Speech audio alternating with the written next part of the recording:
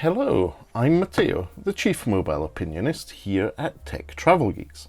And in this video I'm going to show you how to switch gesture navigation off or on the Xiaomi 15T Pro. The Xiaomi 15T Pro is a device which runs HyperOS, Xiaomi's Android distribution or operating system based on Android. So what I'm about to show you on the Xiaomi 15T Pro will likely work on all other Xiaomi, Poco and Redmi devices. Right, first things first, unlock your phone, obviously. Open your app drawer or go to the settings icon on your home screen.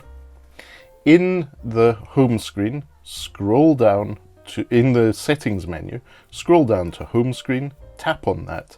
And then if you scroll down to the bottom, there is an option for other system navigation.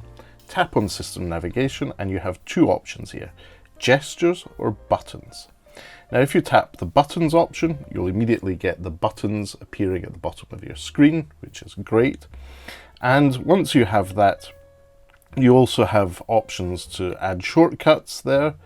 And if you want to mirror the buttons, have them more like a Google Pixel experience, you can do that. So in this case I have from left to right, back, home, multitasking, but the default Xiaomi option is just like Samsung used to be, is from left to right, multitasking, or open apps, home and back.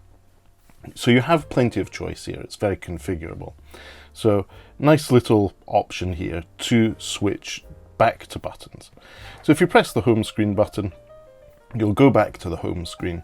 And likewise, if you want to switch gesture navigation on, go to your app drawer or find your settings icon on your home screen. Scroll down from the top to home screen.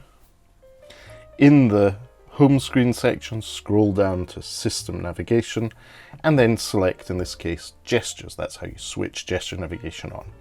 Now, what happens here is you get a little popover offering you to do the tutorial on how to use gesture navigation. If you'd like to see a separate video about that, do let us know in the comments.